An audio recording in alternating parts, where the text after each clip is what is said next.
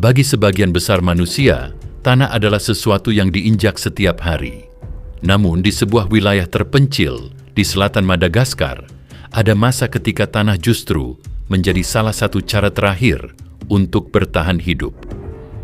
Saat kekeringan berkepanjangan menghancurkan ladang, ternak mulai mati, dan persediaan makanan semakin menipis, sebagian keluarga terpaksa mencari apapun yang dapat mengurangi rasa lapar, termasuk tanah liat dan makanan darurat lain yang sebelumnya tidak pernah dianggap layak untuk dikonsumsi.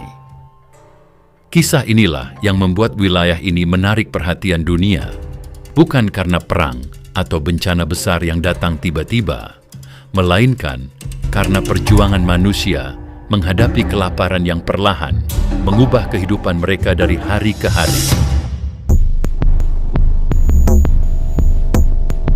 Ketika mendengar nama Madagaskar, banyak orang langsung membayangkan hutan tropis, satwa langka, dan alam yang eksotis. Namun jauh di bagian selatan negara kepulauan ini terdapat wilayah Androy, sebuah kawasan yang sangat berbeda dari gambaran tersebut. Bentang alamnya didominasi semak berduri, tanah kering, dan cuaca panas yang keras hampir sepanjang tahun.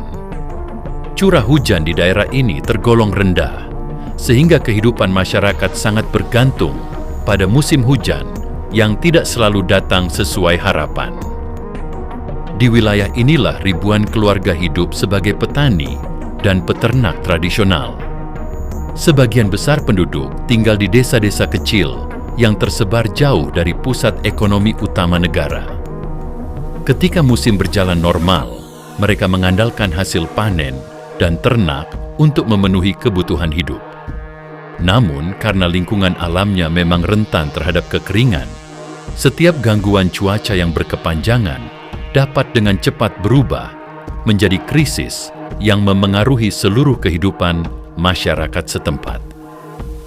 Masalah yang dihadapi masyarakat di selatan Madagaskar tidak terjadi dalam semalam. Selama bertahun-tahun, wilayah ini mengalami musim hujan yang semakin tidak menentu.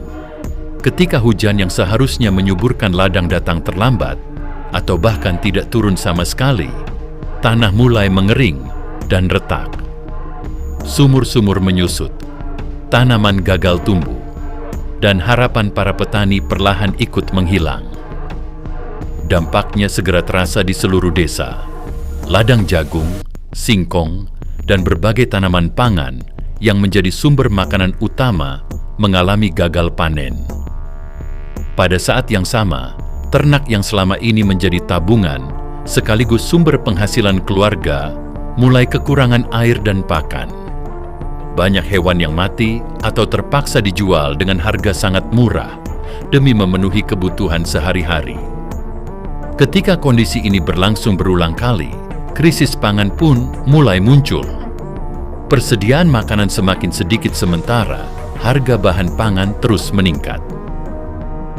Menurut laporan World Food Program dan berbagai lembaga kemanusiaan internasional, lebih dari 1 juta penduduk di selatan Madagaskar pernah menghadapi kerawanan pangan yang serius. Bahkan puluhan ribu orang sempat berada pada tingkat kelaparan paling ekstrim. Sementara puluhan ribu anak mengalami malnutrisi akut yang mengancam kesehatan dan pertumbuhan mereka. Bagi banyak keluarga, ancaman terbesar bukan lagi cuaca panas atau kekeringan itu sendiri, melainkan kelaparan yang datang setelahnya dan terus menghantui kehidupan sehari-hari.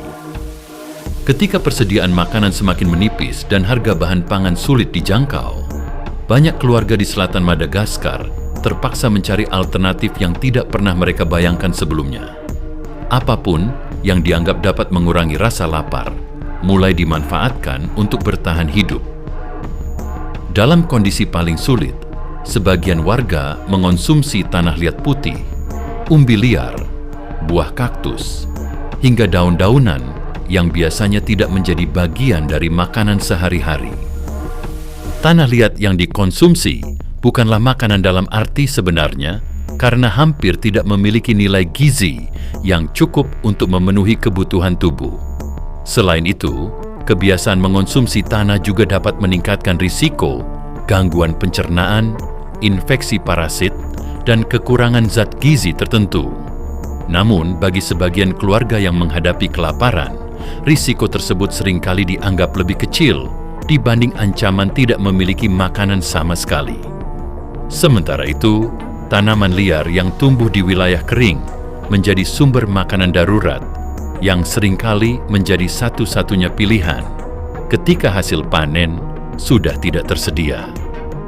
Meski cara-cara tersebut membantu mereka bertahan untuk sementara waktu, kehidupan sehari-hari tetap dipenuhi ketidakpastian. Banyak keluarga harus mengurangi jumlah makanan yang dikonsumsi, melewatkan waktu makan, atau membagi porsi yang sangat terbatas kepada seluruh anggota keluarga.